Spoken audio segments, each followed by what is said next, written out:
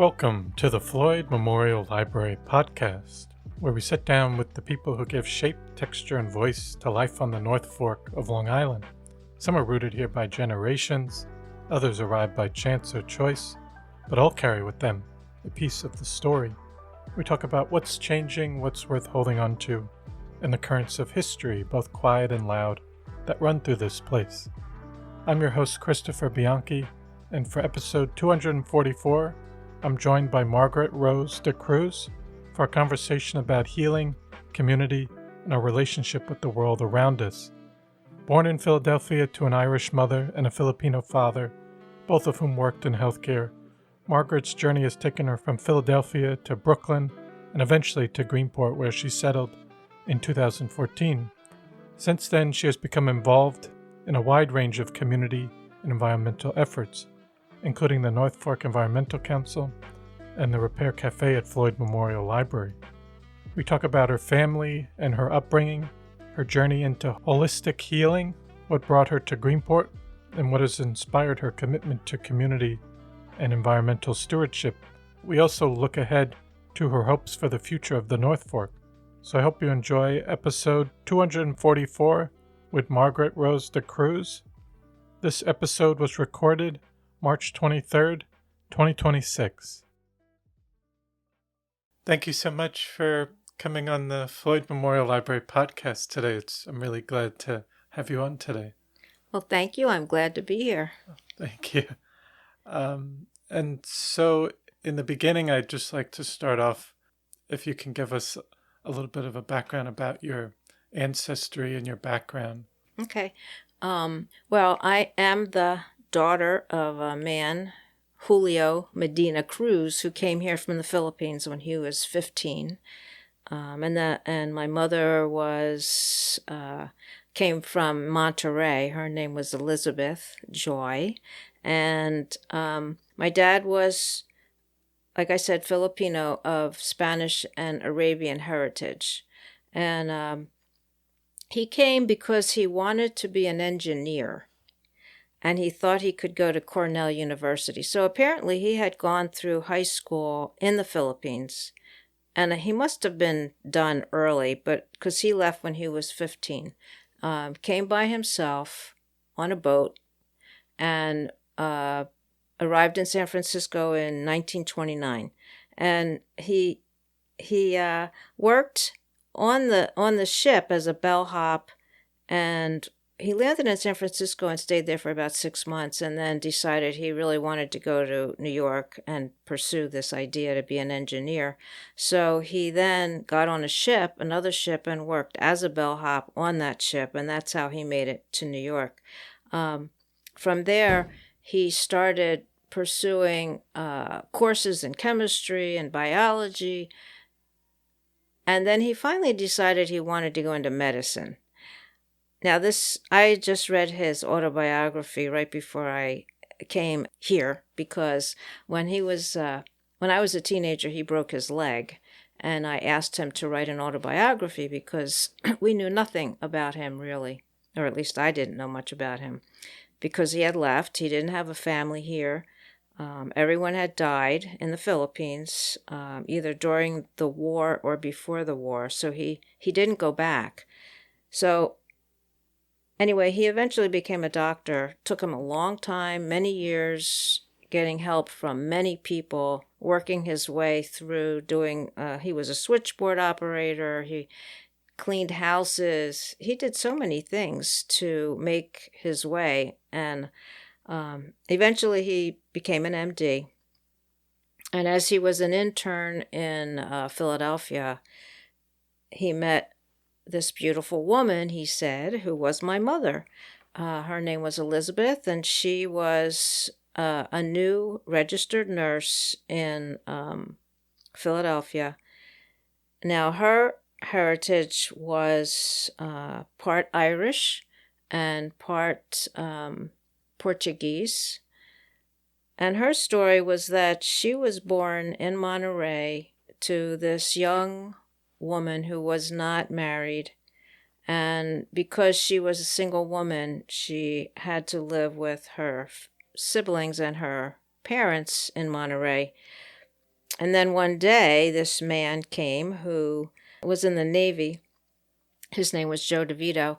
So anyway, this sailor came and met Alice, who was my mother's mother, and my mother. My mom was then like a curly-haired blonde little toddler, and he apparently fell in love with both of them. Now, Joe was a tough guy, and he had run away to the Army and the Navy. He was Italian and lived from Philadelphia. He was like known to be one of the toughest guys in his neighborhood, and he had run away both to the Navy and the Army and lied about his age. But at any rate, eventually Alice and Joe got married in California. They had another baby, and then they drove east in a Model T Ford to return back to Pennsylvania where his family was. And they apparently had 13 flat tires on the way, but they made it with the baby swinging in a hammock in the back and his Army, I forget what they're called, those big suitcases on the back. Duffel not bag? a duffel bag, anyway. So that's my parents' heritage. And my mom's mother, who had come to Pennsylvania, missed her family. And it turns out that her family had a history of mental illness. In that family, there was bipolar disorder, which was called manic depression at that time, and there were other disorders. And Alice was depressed, and eventually, it turns out she committed suicide when my mother was 9.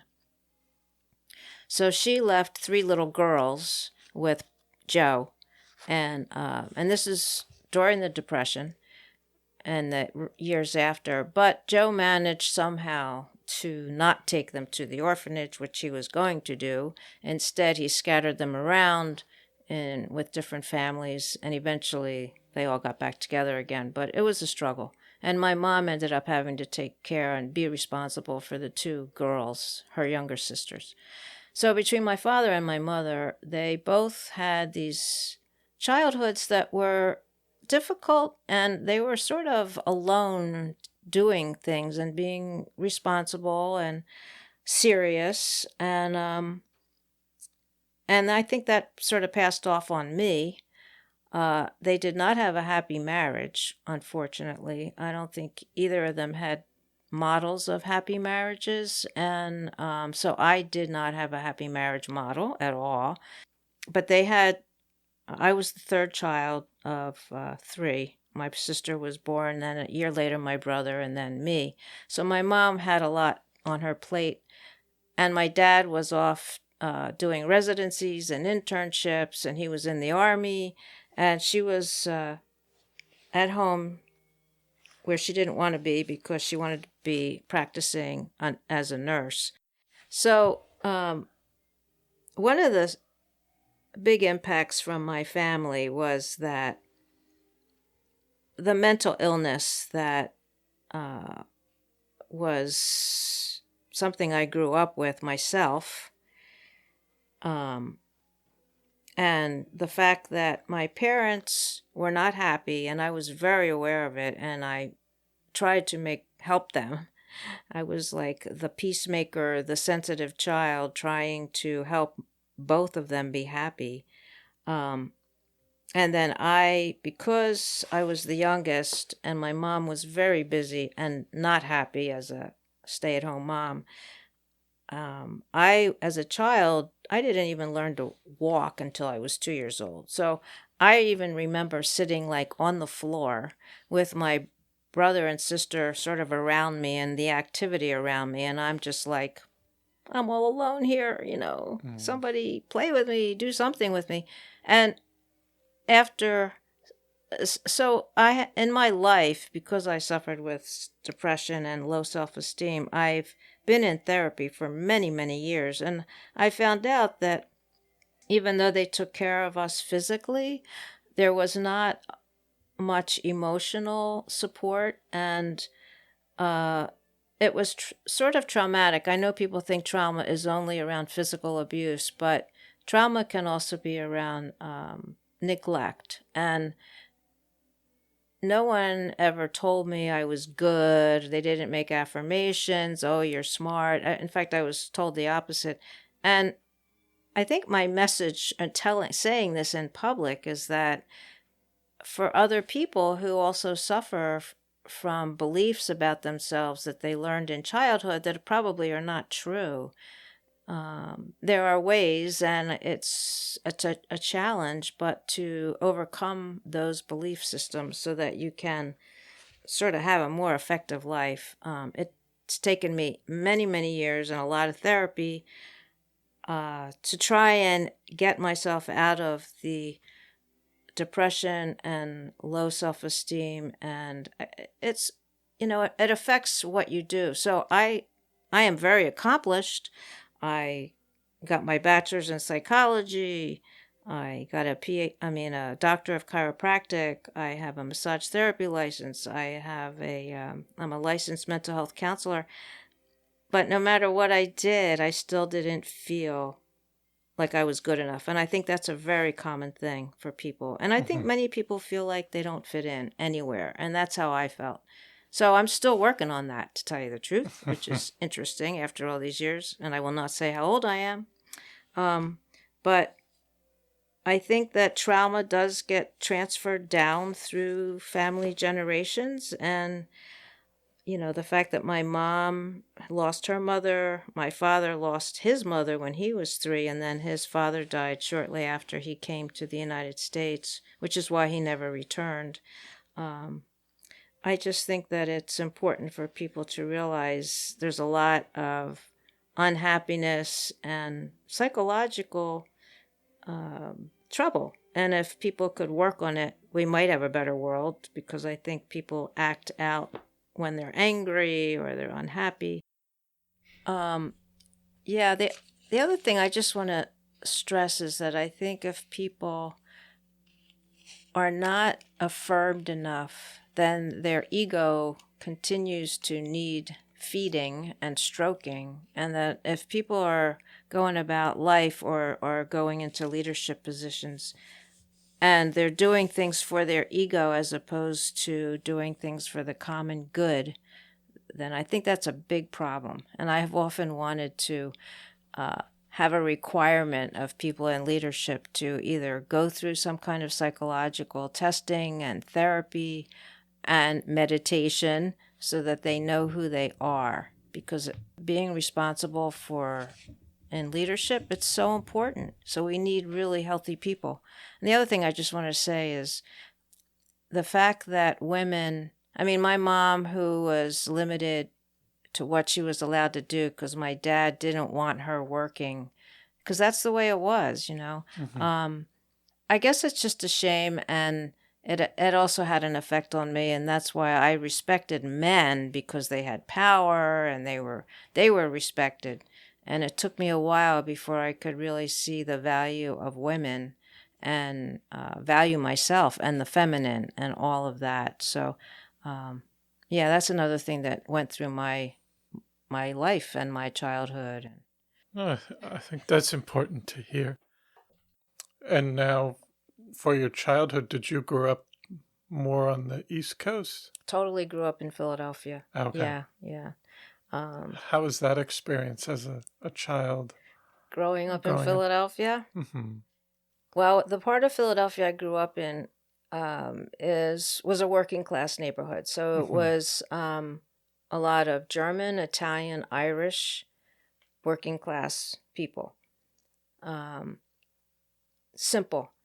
In fact, I look at it like I grew up in peasant country, because you'd see women wearing their little bandanas on like when you see. We were the only dark people in the neighborhood. So my dad tried to start a private practice there, but once again, even though our neighbors loved him because he was very friendly, but he couldn't really get a practice going. I think also another aspect of being having a Spanish last name, and but I'd say one of the biggest impacts of growing up in Philadelphia was the Catholic school that I went to. And even though my parents weren't very religious, we went to Catholic school. I guess they thought it was better education than the public school. And there wasn't really any tuition. I think we had to pay, we gave a quarter every, I don't know.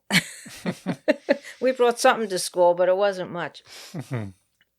So I would say that the Catholic school had as big of impact on me as my parents did, because they were so strict, and we were in a school where my first grade class, there were 100 children, all girls with one nun. And there were 4 classrooms like that, 2 classrooms of girls, 2 of boys, all big number like that with one sister. Yes. So all we did was we learned how to memorize, and we had to stand up in line, and they would fire questions at us, and if you didn't know the answer, you had to stay there and be embarrassed. And it was just about memorization and, math and catechism and stuff like that. There was no gymnasium, there was no singing, there was no theater. So I actually felt like deprived when I talked to other friends who've gone to regular public schools and they've had all those things. I'm like, God, I was never on a sports team. I never was in a theater thing. So the other aspect, of course, was my parents. And my father, I would say, he was so into being studying. That was a big thing about our family, was get a good education. So, grades were important, being obedient, not being loud. Let me see, what else? Being healthy. We had to eat very healthy. Both my parents were into health, and so we didn't eat junk food. We didn't eat fast food. Every dinner had a vegetable, a protein, a salad, a fruit. Which is good. I think that helped me. My dad was a health nut, actually, and we thought he was crazy because way back then, it was before the healthy food craze, and he would only eat whole wheat bread, and he would only eat unprocessed peanut butter. We used to have to go with him to find these cases of unprocessed peanut butter, and I would think, Dad, we used to call him a weirdo because of his. Because people, were other people just getting Jiffies? Or... Yeah, and white bread, and he had to have rice and chicken and soup, and I think that was from his Filipino background, that he had to have rice and chicken every dinner. My mom had to make whatever we're having plus that for him, and we always had to have a salad. We always had to have a fruit salad. Which, Friday we were allowed to have pizza maybe once in a while because we ate fish on Fridays. And, Saturday morning my dad would make bacon and pancakes and things like that.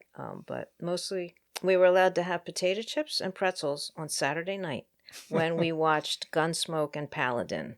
Those are and soda. And yeah, that was funny. I feel like that's not as common for back then. What for eating healthy like that? Yeah. No, my dad was definitely, and he was into exercise, and he always talked about you have to exercise and you should relax. But my dad was not relaxed at all. He was like type A personality, always striving and always trying to do better. And even when he died, he was studying he was thinking of going into psychiatry at that point. Excuse me. Yeah. So he was always working and studying hard and stuff like that. And what activities would you do outside of school as a child or for fun in the area? Yeah, good question. Jump rope. And, oh my God.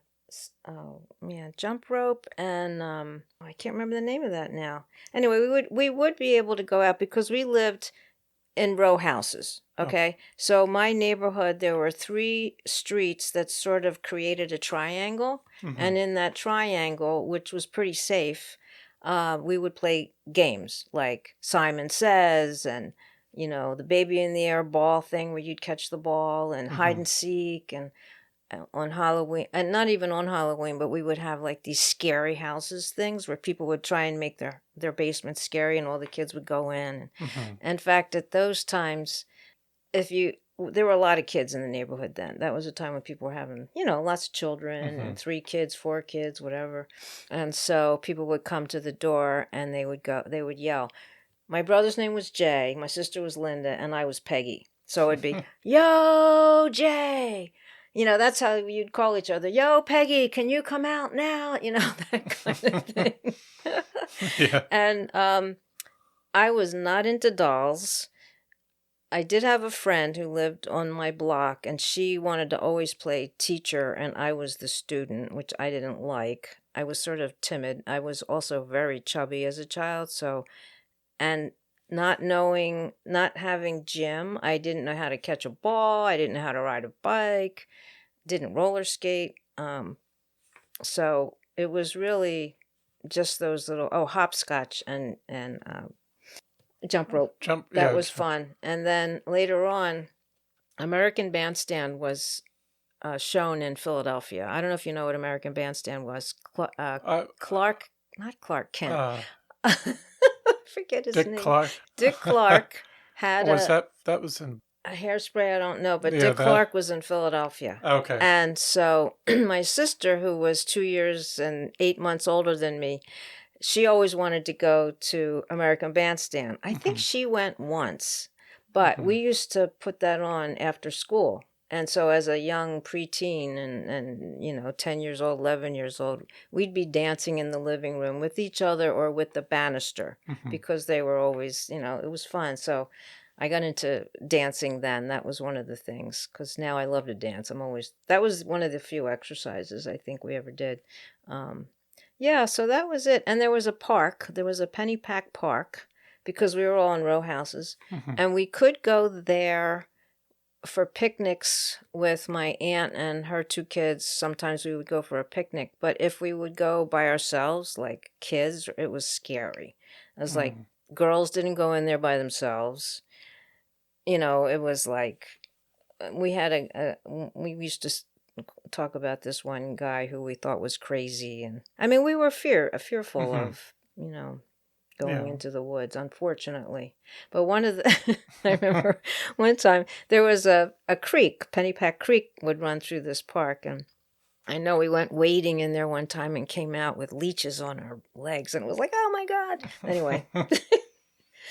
Also, when talking about school, going through Catholic school, what did you gravitate towards in terms of subject matter? Because you mentioned kind of the style of how they taught, but what were you interested in at that time going into maybe middle school or high school? Okay.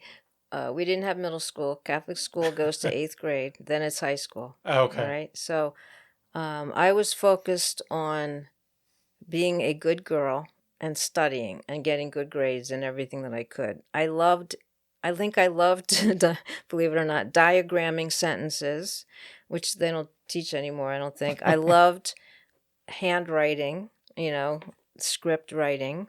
I can't say I liked any of the subjects because they were taught in a way that was not interesting. Like I didn't learn history, I didn't learn geography. So, however, when I was going, although I used to volunteer as a candy striper when I was, I guess, old enough to be able to take the bus by myself. Is that just when you go out and... You're in the hospital. You're volunteering in a hospital, and you're wearing a candy stripe. You're wearing a striped outfit. I never heard of that. Yeah, those were called candy stripers.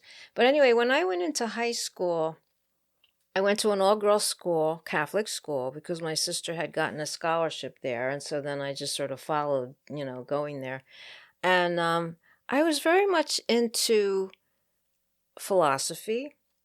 I was part of the school newspaper because my sister was the editor, so I took over the sports page. I knew nothing about sports. I don't even know we had a sports page because we didn't really have sports, but so I was into that. I was into sort of trying to take some leadership in our student council kind of thing.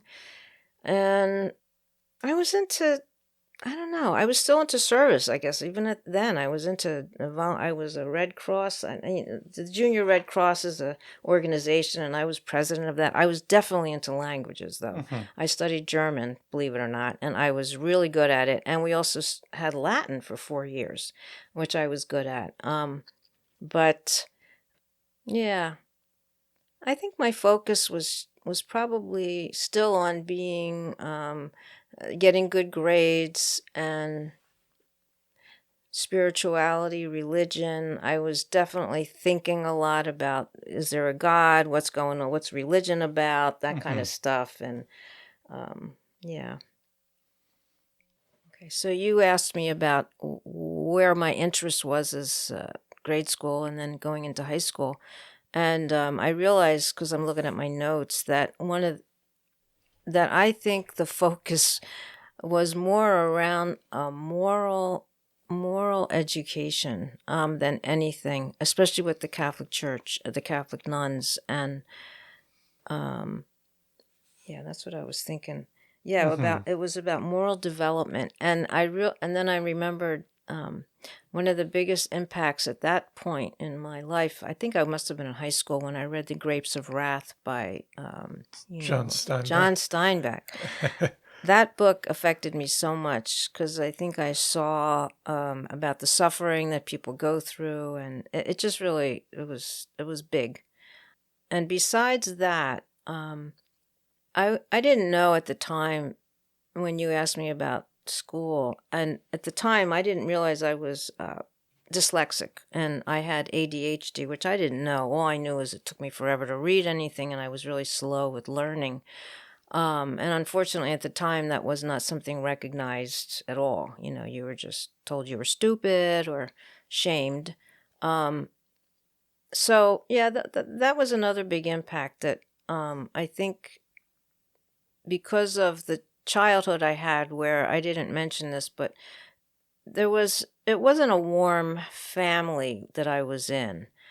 My parents didn't get along that well at all, and so I was trying to help them be happy. I was like there's always in a family the peacemaker, and so I was the peacemaker, trying to keep things okay with my siblings and my parents with each other. And my father was depressed, my mother was angry, and so I was very focused on them and trying to help there. And that's where I think I started to, as a kid, I wanted to become a therapist already. I said, I think I should be a marriage counselor, because I saw how it was so difficult for my folks. And then I thought, oh, maybe family therapy, which I didn't even know existed at the time. I thought I made that up because I saw the impact of, a dysfunctional marriage and how it affects the kids. And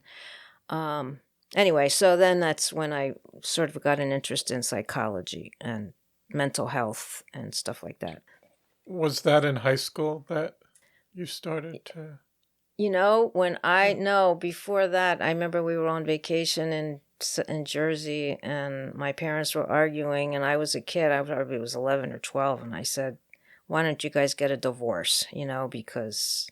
And my father was so mad at me, but it was way back that I... You said you have a sister? A sister who was older than me, and a brother who was older. They were just... Okay. We were born like... My sister was born, a year later my brother was born, and then a year and a half later I was born. Okay. And so my mom, who was into nursing when she was married, when she got married, she'd just become a nurse and loved it. And then when she married my father, he didn't want her to work because that's the culture, he grew up in. It was a patriarchal culture. So she stopped working, and then she had these babies, which I don't think she wanted to have like that. And then she was stuck at home, and he was still doing residency and stuff. So he was away a lot when we were kids. And she was stuck at home, and that's not what she wanted. She wanted to be a nurse, and, anyway. So I think that's part of why she was angry. Yes. And that's the way it was for women at that time. Mm-hmm. And that was another big thing that affected me, how women were treated, and the whole women's rights movement was coming up, and Mm-hmm. yeah. And coming out of high school, did you know exactly what you wanted to do going into College? and Yeah. therapy, or Well, I wanted to be major in psychology. So that's psychology? what I did. Yeah. And then after 3 years of college, that was a time during the 70s, early 70s actually, late 60s, when there was a lot going on as far as countercultural stuff, right? Mm-hmm. And universities were going through huge changes. And there was something called open or free universities happening. And my best friend and I, he was also a psychology major, we wanted to create like a new open university at Catholic U. I was going to Catholic University in Washington, D.C. And so we actually went to the dean and we got permission to create a curriculum that was very philosophical. It was looking at social issues, historical issues. And we created this whole curriculum together. And then I was unable to read anymore. I couldn't even read a magazine article. And I realized, I didn't know then that was part of my ADHD stuff. I just couldn't do it. So I actually dropped out of school then, and so did my friend Denny, his name was. And it's not like I wanted to, but I couldn't keep going. Well, that, of course, my father was so upset. I mean, but at any rate, yes, at that point, though, I knew I didn't know what to do. But then we started a commune in Washington, D.C. That's the time it was, Around what year was that?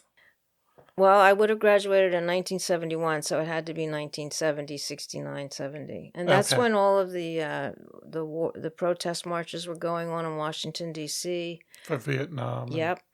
And at the time, since I was at Catholic U with an international community, because people came from all over the world. Mm-hmm. And it's funny because it's almost like there was no idea that I or my siblings could not go to a Catholic college. So I didn't even think about that. It just was like, okay, where's the biggest Catholic school I can go to and get, So at Catholic University, there were a lot of priests who were also against the war. And I remember going to some demonstrations because the priests were going, and I'm thinking, well, if they're going, then it must be okay. You know what I mean? So I got radicalized in Washington, D.C. And I don't know if you've heard of the Berrigan brothers. They were two priests who started burning draft cards in Baltimore. And and so anyway, so in our commune that we started, which was also a time in the Catholic Church where there was also like alternative ideas, and so the house that we started the commune in, we partially funded doing this by using our living room as a place for an alternative Sunday worship for the Catholic Church. And so we had an ex-priest in the commune, an ex-brother in the commune. We had the wife of a professor in the commune. She was, and then we had seminarian students, and then we had students, and there were 8 people, and that was our little communal experience. And my dog and 2 cats in the yard and the whole thing. Anyway, yeah, it was really great actually. And we used to go to this, we would go to the service. We didn't create the service exactly, but we would go and, you'd be sitting around on the sofas. And, it was the time of the folk music masses and all of that stuff was happening. People think, God, you went to Catholic University. And I'm like, yeah, but it was one of the most progressive places to go, Yeah. In fact, our religion course that you had to take when you were a freshman was based on Sigmund Freud's book, The Phenomenology of Religion, which is about why do people have to have religion? It was interesting. And how long did you stay in DC? area. After our commune, we were there. We had that for a year, and then Denny and I decided that we wanted to move to the country. It was also a time of going back to the land. And so both of us had grown up in Philadelphia. We were rejecting the present culture that we were in and all that kind of stuff. So we started looking for a place to move outside into the country. And we decided, okay, we'll make a circumference of 70 miles or 80 miles from Washington, D.C. So we found a log cabin in Virginia in the Blue Ridge Mountains. And we waited for it to become available. And we rented it for $30 a month. And we had we had a Volkswagen van that we had rebuilt and painted, and we had it painted blue and gold, and I made curtains for the windows and stuff like that. Anyway, so we rented this log cabin. Well, when we first stepped inside of it, it smelled terrible because it had been basically occupied by mice and, some very poor people. It was There was no heat, no running water.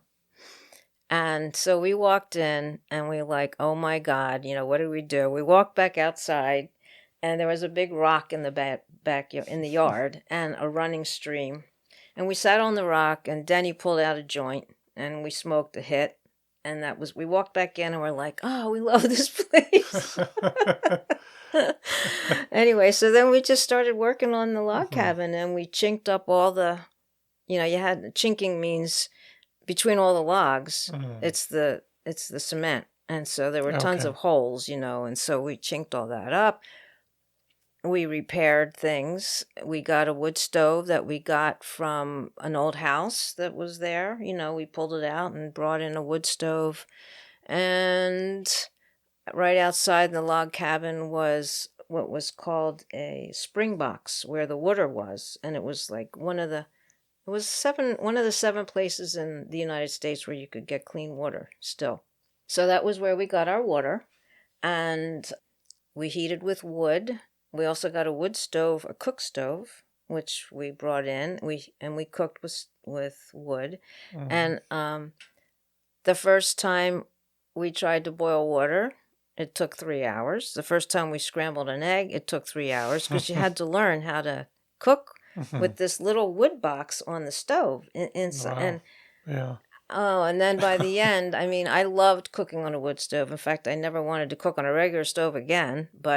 And I started making bread 3 times. 3 loaves of bread every week I made. We had our own garden. That's where I learned organic gardening. And we were adopted actually by this couple. So Denny and I are out there in this field, which is next to a little cabin. And we're out there rototilling. Neither of us had ever gardened or anything, but we were into growing our own food, being healthy. And so we're out there with our rototillers, and it's late June, or it's June, I think, because we didn't get to move in until May. And this truck stopped, and 2 people got out. They were, older couple, and with 2 big dogs in the back of the truck, a collie and a big, like police dog, kind of shepherd dog, So this couple came and they said, would you like us to teach you how to organic garden? And we're like, yeah. So this woman, her name was Miriam Harris. So they basically sort of adopted us in a way where we also didn't have running water, right? So they offered us to come over once a week to take showers, which was really nice. And she taught us organic gardening, and she was like this earth mother type. And she, we'd go over to their house for herbal tea that she grew, and then, in a pot, and with some muffins that she made. And their dogs were Mitzi, and I forget the other one, but really great people. Wow. So there were other hippies in that area, and it's like they sort of adopted all of us in a way. I say adopted because they were just so helpful. And I worked at the general store. What else did I do? I helped work doing cement work. I mean, we did anything we could, basically. Mm-hmm. We didn't have much. We had $30 a month rent. Our electric bill was like $1 because we just had lights, and we Yes. did have a stereo. Mm-hmm. But heating, this couple also had apple orchards, or one apple orchard or two, and they gave us, the right to cut any of the apple trees that were bad or whatever was fallen, that we could use that for our wood. And they only let me use the chainsaw. Oh, okay. And I was so proud of myself that I was, of all the other people that were also able to use their wood, I was the one that they wanted to use the chainsaw. And I was so proud of it. So at that point, I was really into being strong, being a woman who knew how to do things. I felt more like a man in a way than anything. I was wearing like combat boots, and I was out there working hard and chopping my own wood, carrying my own water. We rebuilt our outhouse because that's what we used, an outhouse, and I loved it. It was like one of the best times of my life. And we also had dogs, and yeah.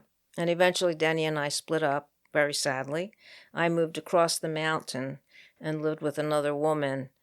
But it was it was very lonely, and eventually I left. I felt like I needed to get back to civilization, even though I didn't want to. But at that point, I was working in a sewing factory, and the farm that we lived on, the man raised cattle for beef.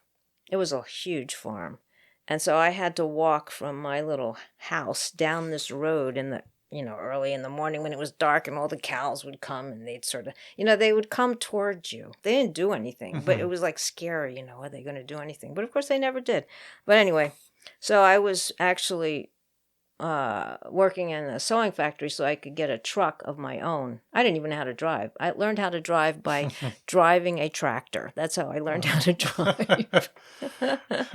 But I felt like I was isolating myself, and at that point, I was like, I need therapy, and I had to go back to civilization, I called it, in order to get therapy. So I left Virginia and moved to Pennsylvania.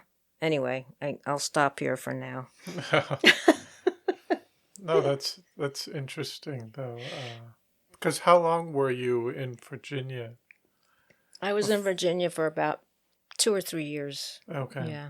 Yeah. But then making that adjustment back to the city must have been. Well, I didn't want to have another porcelain sink in my life. I didn't want to have a flush toilet. I just loved the way I was living. I really did. I'm really, I think my mom loved nature. Her dad was Italian, and he always had his own little gardens where he grew tomatoes and hot peppers. And so I think she got this love of the land, and growing things from him. And in my childhood, I think one of the best pleasures I had was like smelling lilacs and roses. I was,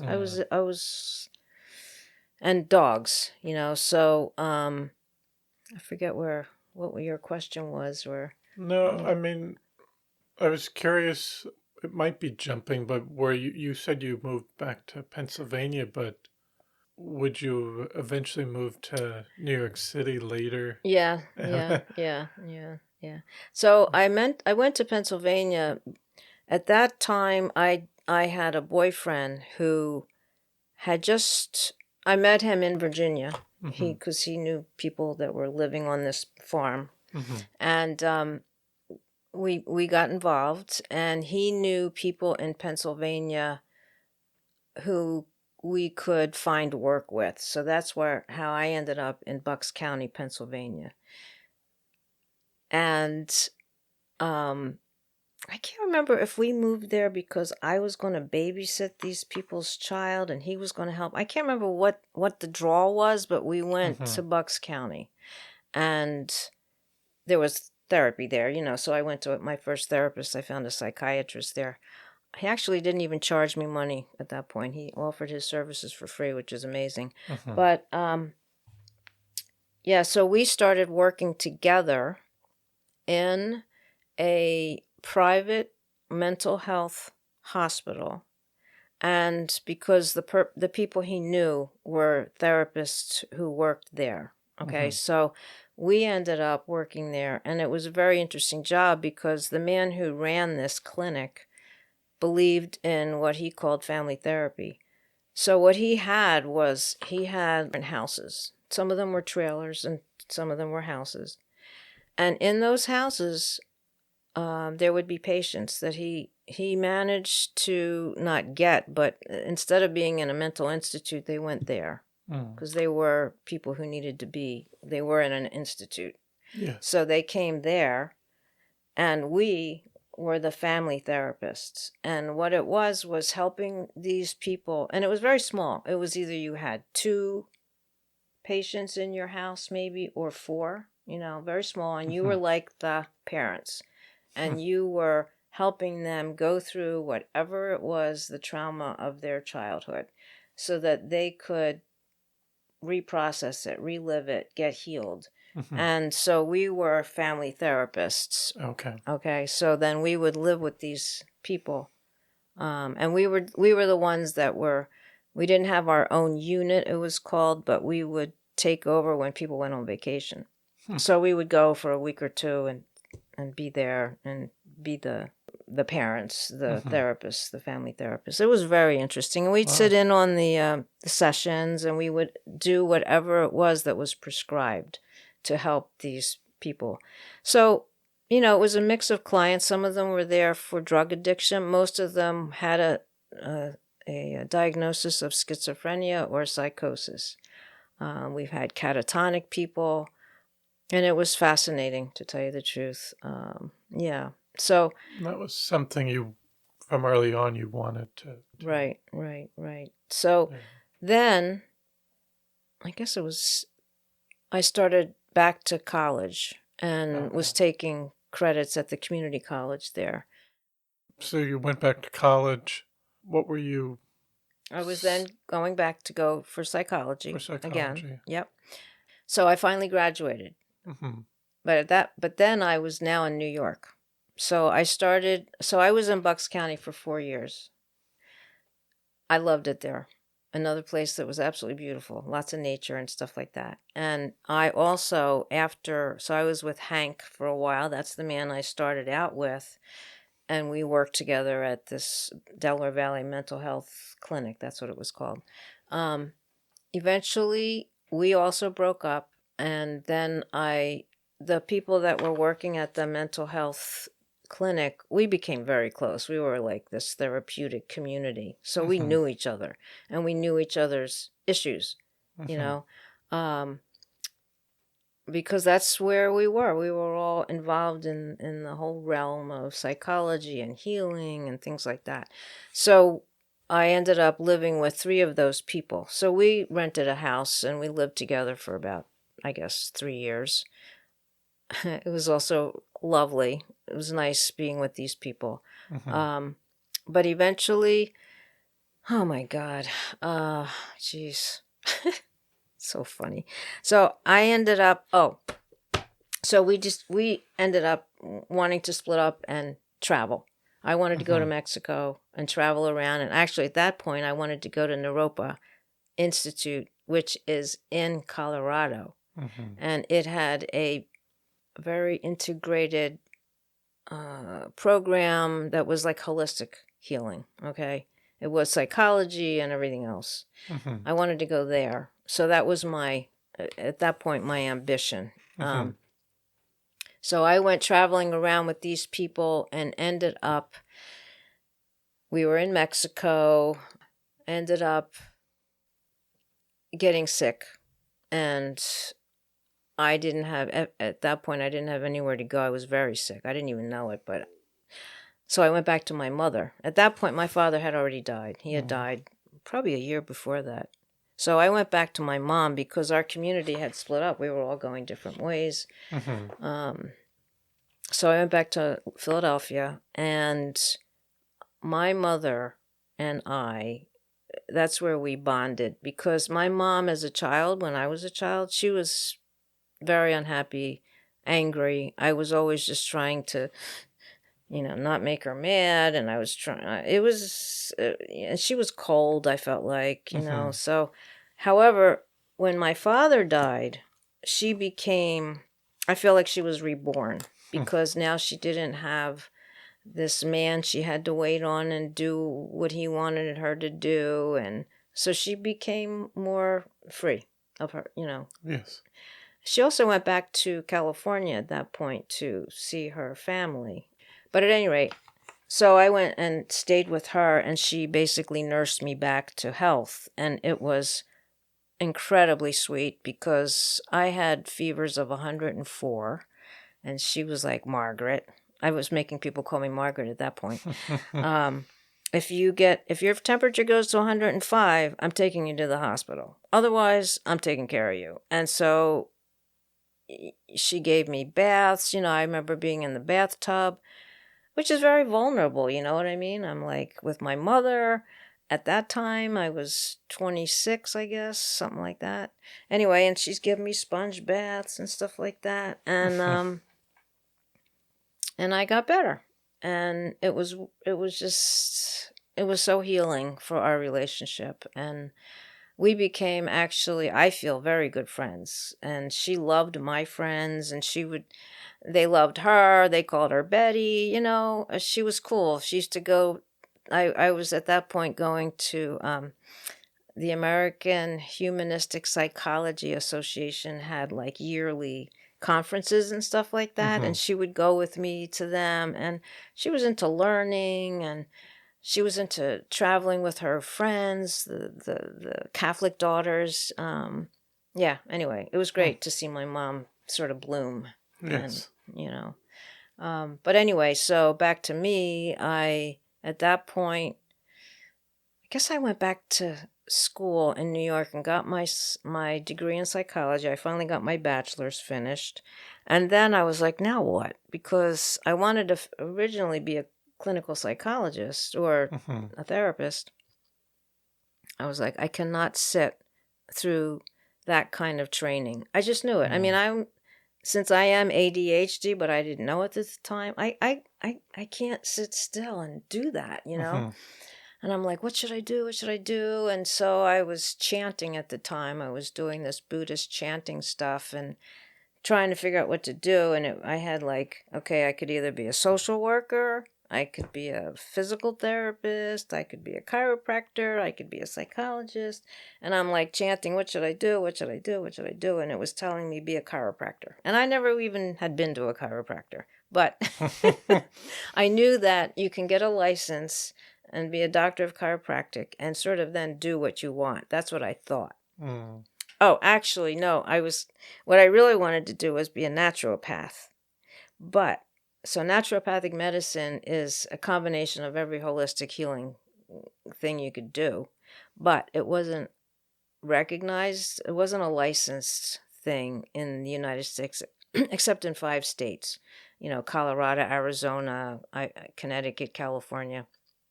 But the main thing was you couldn't get student loans for it because they weren't accredited. So there was no way I could do it if I couldn't get student loans. So then that's when I went, okay, then I'll go to chiropractic school. But in the meantime, I started studying for it. So I was taking physics courses and chemistry, organic chemistry and botany and all that kind of stuff. And when I was a kid, I wanted to be a veterinarian, but I was told, you're not smart enough. And so here I am now as an adult taking all these courses and I'm getting straight A's and all of these things. And I'm like, oh my God, I could have done it, However, I think it would have been hard to be a veterinarian because I love animals so much. It would have been painful. So maybe that was for the better. And this was all in New York at that New York point, City? Yep. I think so. Let me get this straight. I got my bachelor's in New York. Where did you go for? Hunter College. Which was great. The city schools are fantastic. And yeah, was they this really are. Was this in the late 70s? I finally got my bachelor's in 1978. Okay. Yeah. What did you think of New York City at that time in the 70s and then going into the 80s? Yeah, well, I moved to Brooklyn and I moved into another communal situation. Okay. And so I lived with 5 women in a big brownstone. I liked Brooklyn a lot. Yeah. No, I liked Brooklyn a lot. And actually, my life is so convoluted because there's so much has to do with the relationships I'm in, Mm-hmm. with the men I was involved with, and Okay. and how they gave me opportunity, or how I went with wherever they were. Like one of the reasons I started going to New York, oh, I forgot about this, was because Hank, the man that I was involved with in Virginia and then in Pennsylvania, he was a musician, and he started going to Brooklyn to play music and do stuff. So I started to go to Brooklyn to be with him, or to, hang out with him. And then I started taking dance classes. Okay. And I started to really like Brooklyn, and I was really into taking dance classes and stuff like that. So that's how in the world I ended up in New York and Brooklyn. And the commune I lived in was a commune that the husband of the woman, he was also in Bucks County, but then he was also in this communal setting in Brooklyn. So, and that's so convoluted in a way, or it's all connected. But at any rate, so that's how I got to Brooklyn. And that commune, originally, George, the guy from Bucks County, he had lived in that commune. And then, anyway, it's a long story, but connections happened, and that's how I started living there, which was great. And it's funny because 2 of the women that were there were massage therapists. And when I was living there and I was waitressing and, finishing my bachelor's and all that stuff, and I'm like, what am I going to do? How am I going to make money for the next thing I'm going to do, or in the meantime? And I decided to go to massage therapy school, and in the city at the Swedish Institute. And so, it was like a 6 months, 8 months training, which I loved, because it was, I loved learning about the body and the muscles and everything else. And then I started doing massage therapy. And as a kid, I used to massage people. I didn't even realize it until later. I'm like, oh my God, I used to do this as a kid, I was good with my hands.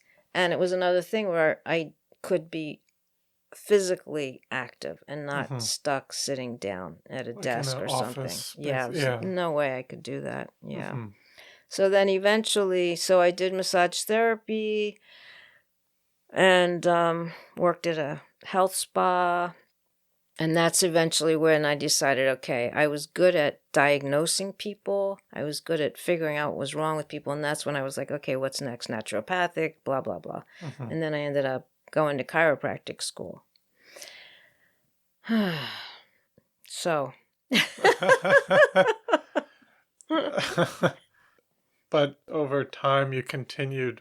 Did you open up a practice later on and would continue that in Brooklyn? Yeah. I started my practice. Well, first, I started my practice in Brooklyn.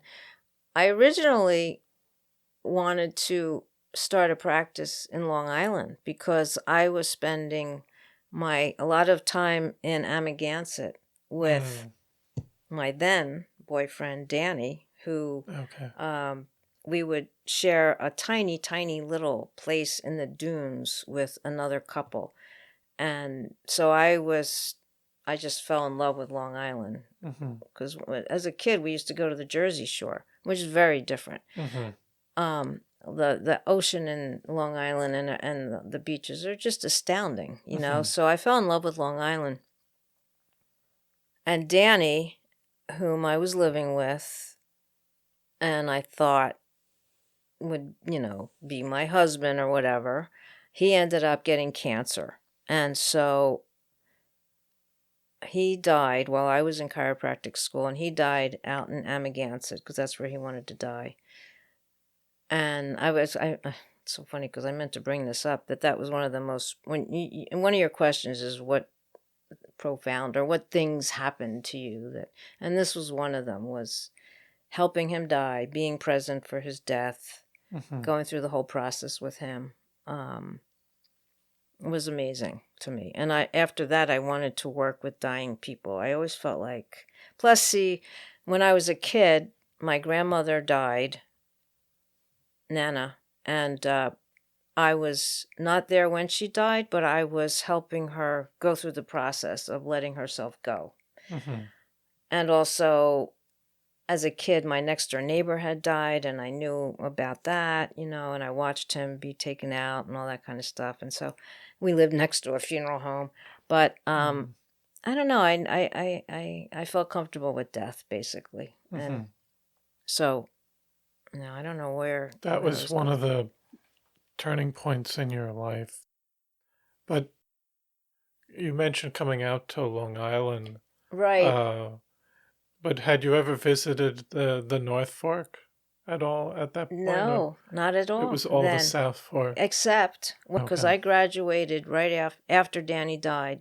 Mm-hmm. And I wanted to start a practice out here. So I actually looked at places and I saw an office in Aquabog. I didn't even know, but when it was like a perfect location, and I'm like, I can't do this. I don't know people out here, I'm just recovering.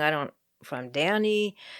So that's when I went back to Brooklyn and got a job with a chiropractor there and started working in Brooklyn.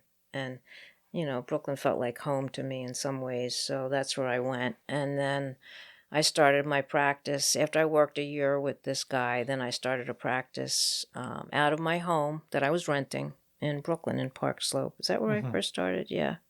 I actually worked with this person under him, and then I and another friend started our own practice in another place in Brooklyn, and then eventually I left and just wanted to work out of my own house, and that's what I did. So I had an office for 25 years in Brooklyn. Wow. Yeah. And it's so funny because it's not like I loved being a chiropractor. That wasn't my purpose. My purpose was to do holistic healing, right? So the way I was as a chiropractor was not like what a lot of chiropractors are. I was still doing massage therapy. I worked doing soft tissue work with everybody that came in, and then I would do adjustments, and that's what I did. And I also knew about their lives and, taught them some yoga pose. I did a lot of different stuff. The one thing I also forgot to mention now is I worked in an AIDS clinic for 20 years in the city. So, as a chiropractor. So this AIDS, it was a day treatment program.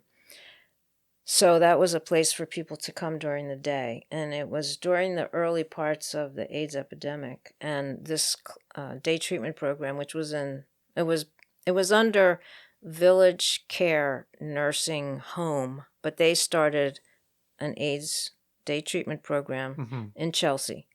So they wanted to do a program that was like offered some holistic healing. So I was hired by a woman there who was an occupational therapist. She hired me, 2 acupuncturists, so 2 acupuncturists and a chiropractor, and a massage therapist. And I came in as the chiropractor.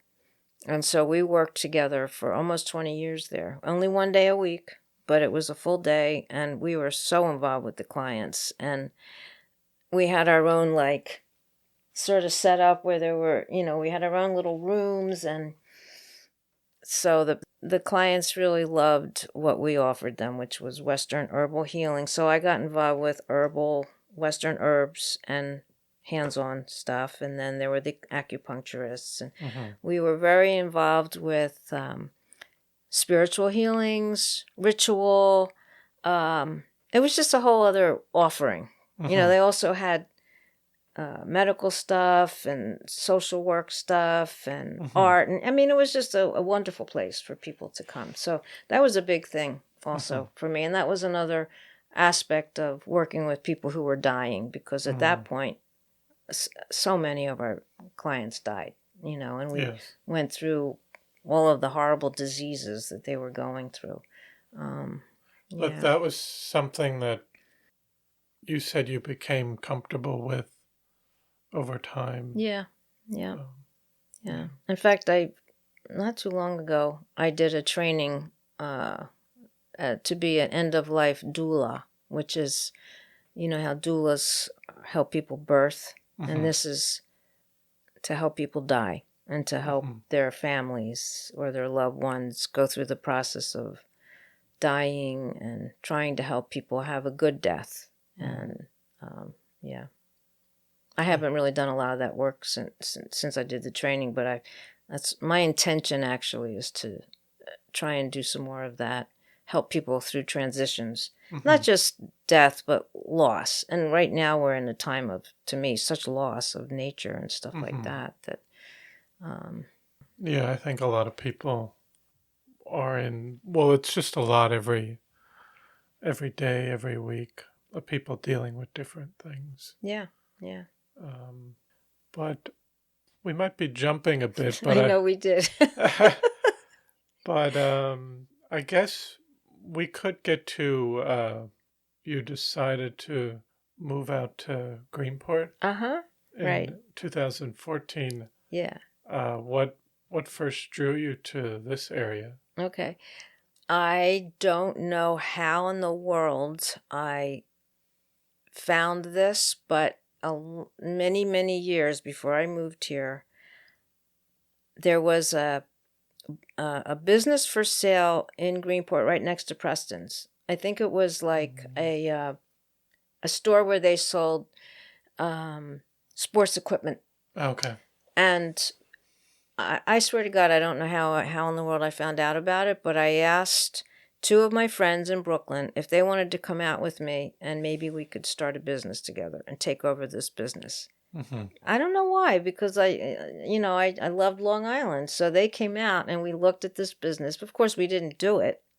And it was many years later when I moved here that I remembered, oh my God, I had come out here then. And so how it happened in reality this time was that one of the side jobs I did when I was living in Brooklyn was taking care of people's dogs and boarding dogs one-to-one and helping people train dogs.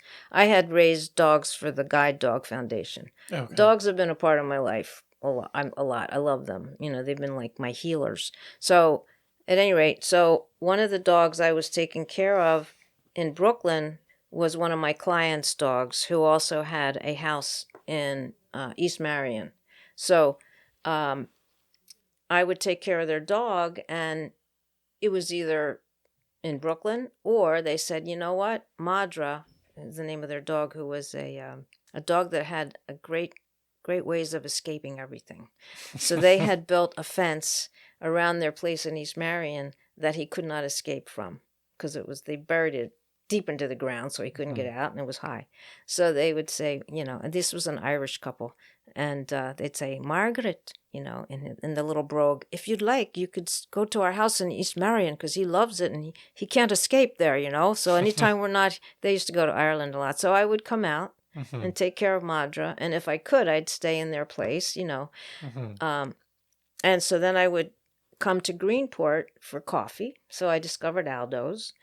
And sitting in Aldo's at one time, there was a group of women playing drums down by the Mitchell Park. Mitchell Park. Oh, so I walked down there and I introduced myself, and I found this group of like-minded women, and everybody in Aldo's was so friendly, and so I just started really liking Greenport. And the man who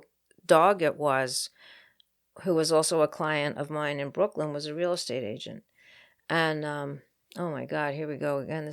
I'm sort of getting ahead of myself. But when I had bought a house in Brooklyn, and it was he helped me, because when my first practice in Brooklyn, I had rented a duplex, 2-story, and I had my office downstairs where my dog always was also. And people would come to see my dog, not me. But, I lived there for 16 years and had my practice there, and then the owner of the building wanted to take the apartment back. So this man who was my client, he's getting a massage on the table, and I'm like, I don't know what I'm going to do, I've got to move, and I don't know how to do it. And this is John, the real estate agent. He's like, Margaret, come down to my office. We'll crunch some numbers and we'll help you figure out how you can do it with exactly what you're spending now, you know. I went down to his office and we decided I could find a place, spend this much money if there was a rental apartment with it. So that's what I did. So I found a place in outside of Park Slope, moved everything there, started my practice there. And so I had a practice there. And then it was that when you buy a house at that time, you could have bought a house where you only are paying the interest. Remember that? It was, So I had an interest-only loan that I was paying principal when I could afford it, right?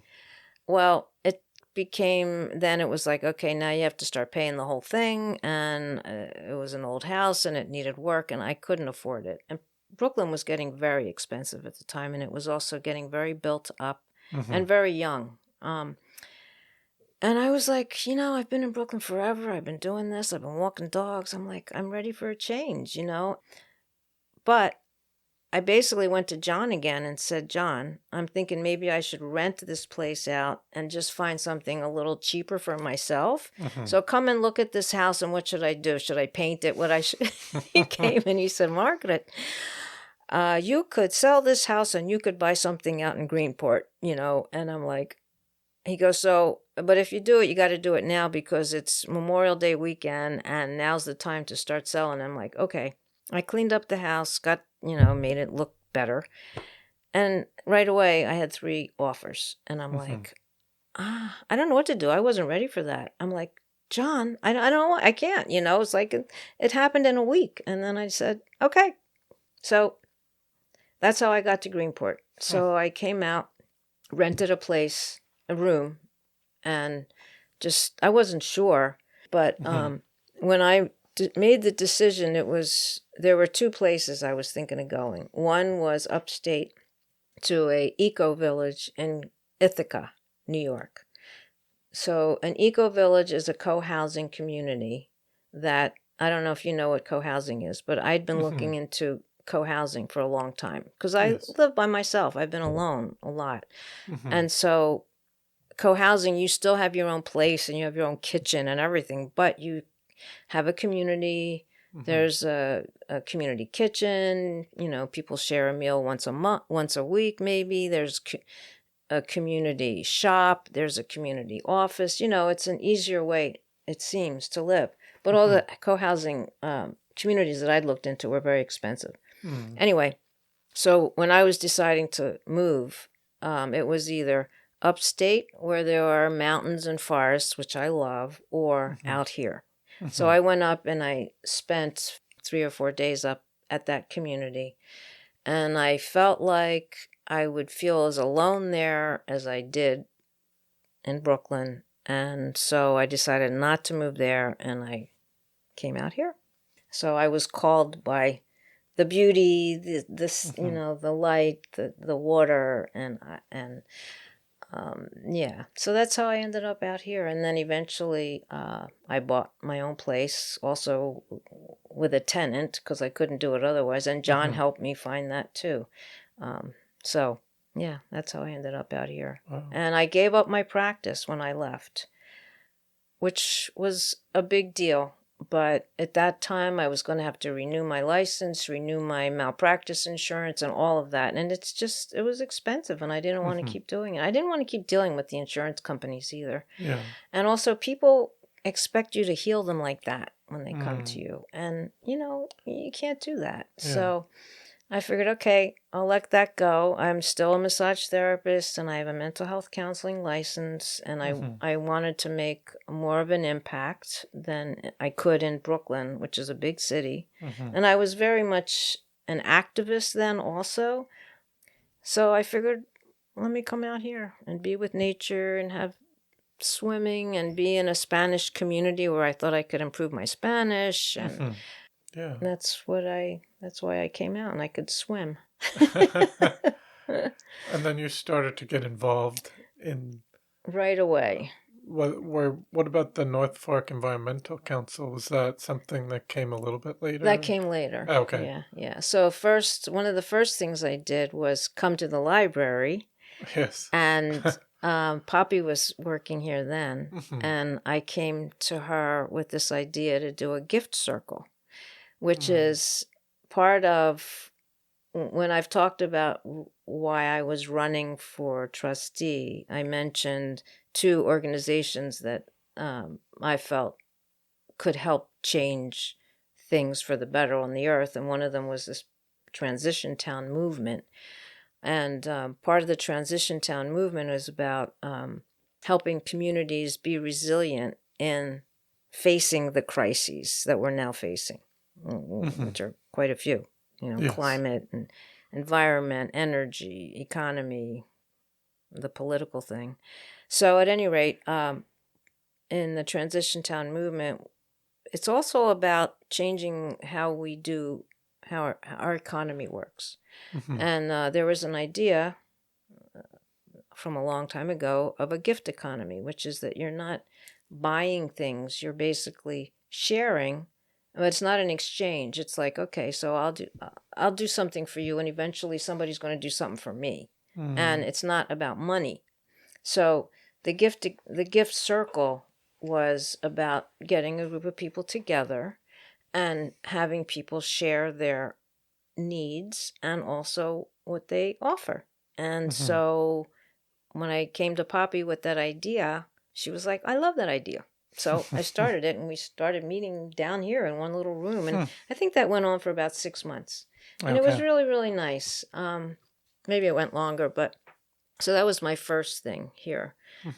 And then I also joined I was looking for a spiritual community because when I was in Brooklyn, I was involved with the Brooklyn Ethical, it's a humanist society, and also with something called Unity, sort of new age, not God-centered, but spiritual and humanistic.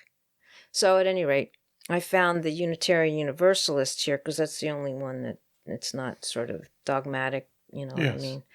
I got involved with them a bit, and then their church burnt down. I also got involved with the Southhold Democratic Committee because they used to hold breakfasts at the Greek restaurant. Okay. Yeah, and so I would go to those, and I met people there, and I became the committee person for Greenport for a while. And what else did I do? I don't know. I was involved in just trying out different organizations. I became a member of the Anti-Bias Task Force for a year. And then Audubon, nature things. So I was doing all this stuff. Plus I was working, and I got a job at Peconic Landing doing massage therapy. And I had a couple of mental health clients. And I had a guide dog I was raising who eventually didn't make it. So you've met Lisbon. She used to come to the library all the time. This was one of her training places. Oh, yeah. Anyway, so then I met Mark, who is now the president of North Fork Environmental Council, at an Audubon event. And I don't know, eventually I got involved with the North Fork Environmental Council, and I became a member of the board. And with them, I started the Repair Cafes, which was also something that I learned through Transition Town, because one of the ideas was to be resilient, people have to have skills, and a lot of people don't have skills anymore. It's not like in the old days when everybody fixed their own car, everybody fixed things around their house. You didn't throw everything away. You cherished what you had and you fixed it, you know. So the Repair Cafe idea was for reducing waste, reducing consumption, reskilling people, because they're supposed to help or at least learn something while the person that knows that these things is working on their thing that they bring in. So that's why I started the Repair Cafes. And also it's a community building event. Anybody can come. It's not, you'll be working with somebody you don't know, and they might be, a conservative and you're a liberal, and it doesn't matter because you're working together on something. And everybody's brainstorming with each other. They're sharing tools, it's fun. So And you've continued. When did that first start, the Repair Cafe? I think the first one was here in this library in 2022. Okay. I'm pretty sure. And Yeah, then you're something like that, continuing. about 4 years ago. Yeah. Okay. So we've done 4 here, 3 in Riverhead, and then now there's one coming up that the town of Southold has decided to join in and help sponsor it. So we're doing it with the town at the Peconic, at the rec center on Peconic Lane. Mm-hmm. And there's going to be an expo, an environmental expo, where also people can buy compost bins, rain barrels, and there'll be other organizations around the environment, there. Yeah. Yes. No, I remember I went to the one last year here, and that was fun. But I agree I feel like we do get rid of a lot of things, maybe things that might not be made as well as they used to, but still Right. we should be able to repair and fix things like we used to. Yeah. One of the things I started a long time ago in Brooklyn, so you probably have not heard of this, but it's called affluenza. So on PBS, they had a show about affluenza, and affluenza is a disease of buying stuff and collecting stuff and buying things you don't need and sort of being a little pig, you know what I mean? Yeah. And so I did some talks at I belong to the Brooklyn Food Cooperative there, and I brought affluenza there, and I have it with me also, and that's part of it, because it's trying to get people to realize that, there's value in what you have, and you don't have to throw it away. Our waste streams are full, and the waste streams are land that we could be using for habitat and for beauty, We've got so many dumps. Yeah. And now we send all our stuff somewhere else, and it goes into the ocean and closed, and now we got to send them. Yeah, it's ridiculous, And because you've been out here for, it's been over 10 years. You've probably noticed change within the North Fork, whether it's the environment or what have you seen that's changed the most out here? Well, unfortunately, a lot of the old businesses are closing. And a lot of that's recent because the people who run them are older and they're ready to, give it up, move on. And if there's not someone to take it over, it's going to become something different, perhaps not a farm anymore, So development is one of the things that I've seen for sure. And I know we need affordable housing, but we don't need very, very rich people from the city to come out and buy up all this land and then do whatever they want with it. In fact, that's one of the things that's very bothersome to me. And I also see, of course, I've been here during the scallop thing where there are no scallops, right? Yes. Oysters. We're not having oysters this year because they got frozen out from our storm. I mean, the climate, even since I've been here, we've had a lot of wind events, and apparently it never used to be as windy as it is now. Now that's one of our biggest things is wind events, which is scary. So, and of course, the public beach, our public Southold beach is closed right now because it's been so damaged. So some of the erosion. So I know during the pandemic, a lot of New Yorkers came out, which is understandable, and they bought a lot of houses, but they're not even coming out that much. Now what bothers me is the very, very rich, and I feel like we should have, I'm into ADUs because you do not need to clear land if you're doing an ADU. You already are on land that's been cleared. It already has a septic tank or a sewer. It can help the people who own the land to keep it. There's ways, I think, to help them build an ADU or divide their house we just have to think about it and Mm-hmm. help. I mean, I think that the town should be offering something to architects and builders so that they can offer their services more cheaper to homeowners to do ADUs. I was thinking that we should have a tax on people who are selling their houses for really high prices, who've made a lot of money or who are flipping. Mm-hmm. I mean, I think we should tax them Mm-hmm. so we can get some money for affordable housing. Yeah. And I don't think I don't know. I don't know how to stop people from buying up all this land and doing what they want with it. Yeah.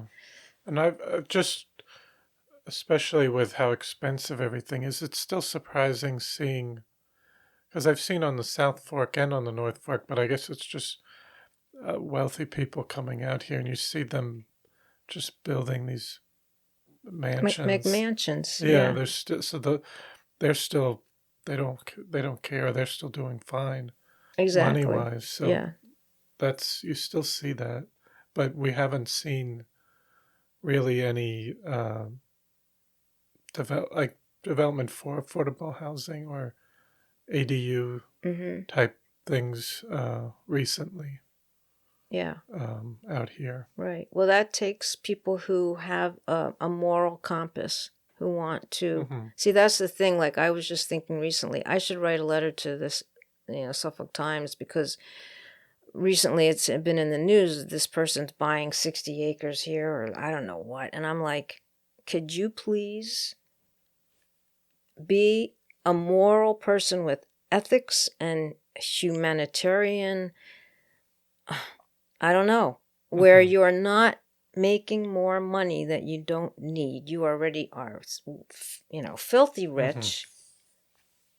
Yeah, I don't know it's how... like, it's got to be, you have to address the people to, I don't know, challenge them. It's not just about making money. And that's going to destroy what we have here, which is absolutely beautiful still. We still have farms and we still have waterfront industries,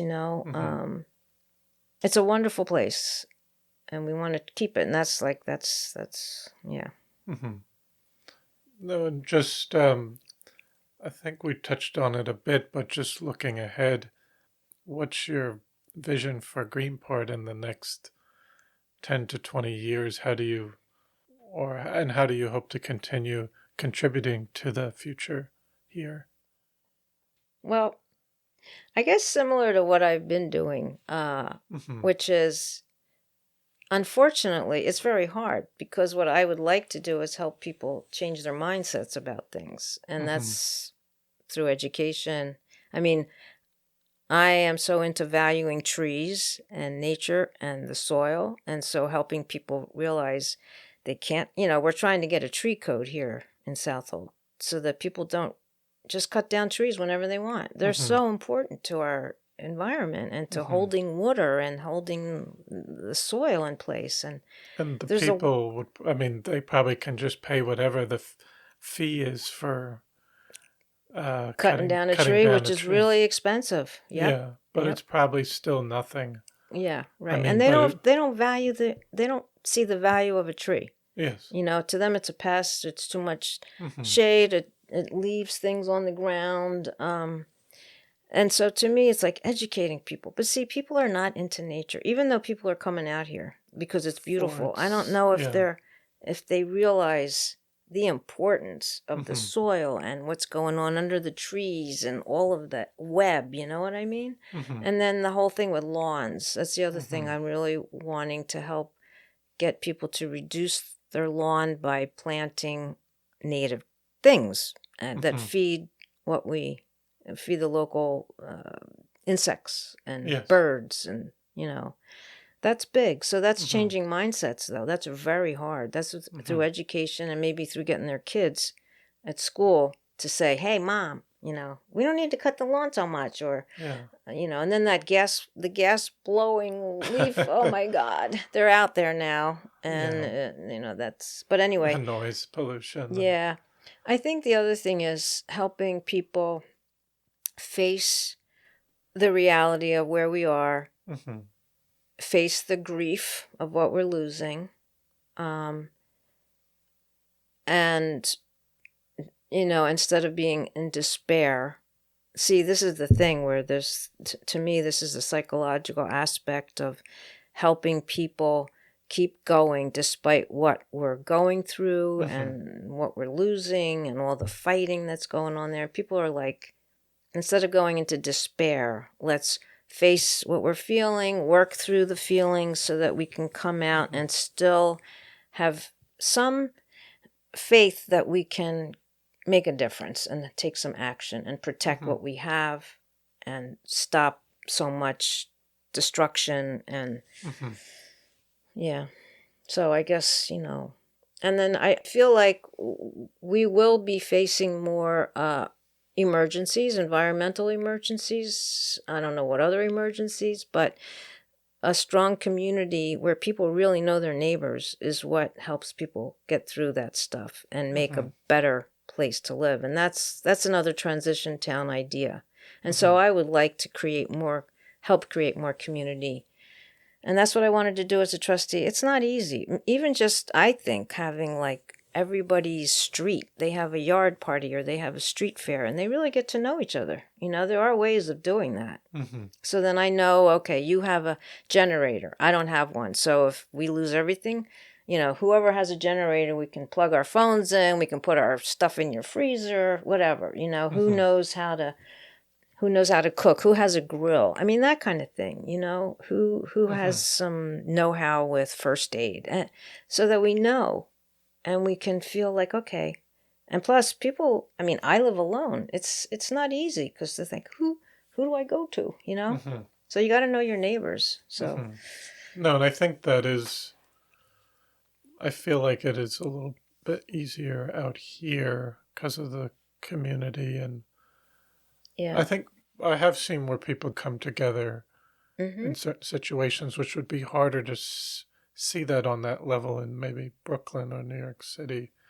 But no, I think moving forward, that's important. And climate change. And I think this summer is supposed to be really warm across the U.S., maybe more so in the South. But right. no, that's important. People do help a lot when there's an emergency. I agree. But I still think it would be, the more we know our community and the better we will be. The other thing, unfortunately, that I don't like to see when an emergency happens is a lot of stuff gets wasted and thrown away. Like, everything's like, even a medical emergency. I mean, do you know how much waste is, sorry, I should say this, but like, okay, people start bringing in bottles of water, plastic bottles. You know what I mean? Yeah.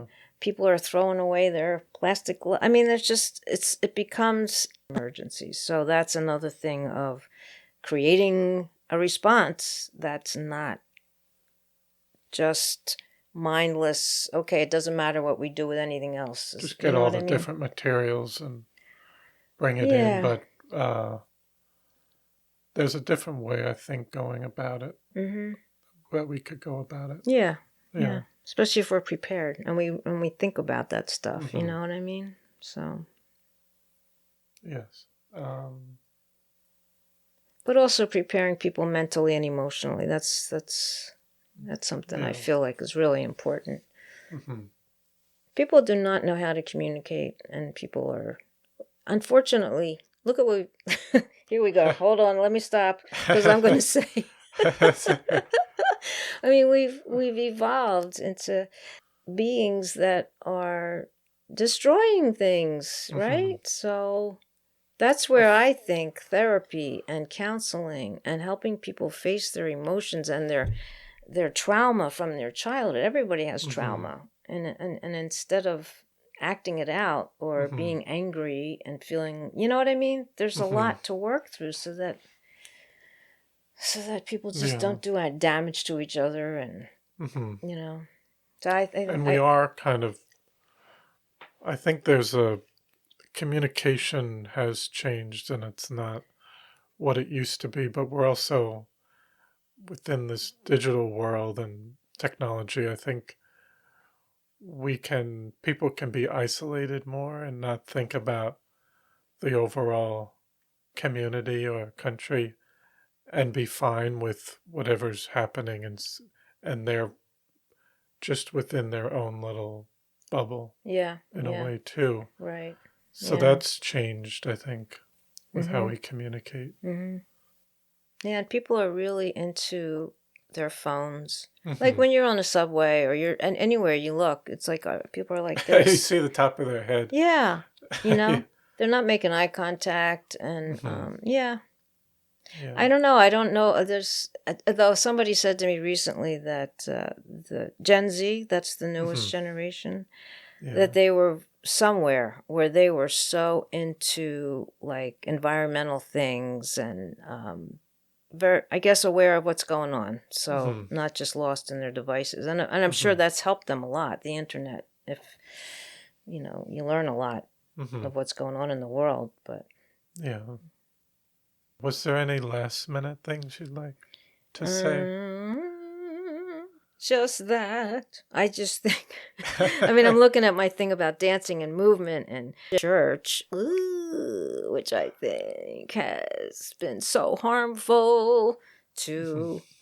It's so funny. I think the Catholic Church has been so harmful around sexuality and Mm. sexuality issues for girls. Like it's all bad, shame, shame. And yet at the same time, they've been so abusive to children. Yes. Because they're into repression. I Mhm. mean, I think when you repress something, it comes out, Mhm. and this whole thing of celibacy, and it's not necessary, and it just causes all kinds of problems, Mhm. and but I guess I wanted to say that because I was raised a Catholic girl, and I think it was very detrimental to Mhm. me. I was raised Catholic. Catholic? I went to Catholic school for part of, but then high school I was public school. But my parents raised me Catholic. But it was strict. But like you said, I think it is different for women too. I Mhm. think there's more pressure in what they expect behaviorally. Yeah, period. Not just Yeah. Catholic, everywhere. Yes. Boys are allowed to do whatever they want, girls are not. Mhm. That's huge, the patriarchy thing. Mhm. The other thing about the Catholic Church, I must say, though, I feel like my moral compass, that's one thing it gave me. Because they really do believe in, well, at least when I was growing up, kindness and Mhm. helping and turning the other cheek. And, that was big. And I think that's important. Mhm. Plus, they taught you to be polite. I mean, that's my day. People respected their elders. That I don't think kids do that anymore, and I do No. think that that's a shame because elder people do have knowledge Mhm. and experience, and I guess I think they should be treated with respect and not just just like another peer that you're. Mhm. So that to me is sad. That's another change that's happened. Yes. know. Yeah. I think we covered I think we did. If everything. there's anything I forgot, I'll come back for We another can always one. come back. That was fun, though. No, but no, I want to thank you so much for taking the time to come on the podcast and share your story and also your continued involvement in the community out here. So it's important. So thank you so much for Well, coming thank on. you. You're so welcome, and thank you for letting me do this. And this town is great, so I'm very happy to be here in Greenport. And look at this, it's the library. You're Yes. doing it. You know what I mean? To me, the libraries, if it weren't for the libraries, I don't know what we would do. Mhm. This place is it's like a home for A so many hub. people. Yeah, a hub. Yeah. It's wonderful. Yes. Yeah, so I'm Well, glad. thank And thank you. you for doing this. Thanks for thinking it up. It's great. Thank you. Okay, you're All welcome. right. All right. Bye, Greenport. Bye. Well, I hope you enjoyed episode 244 with Margaret Rose de Cruz. I want to thank you for listening to the Floyd Memorial Library Podcast, and we'll see you next time.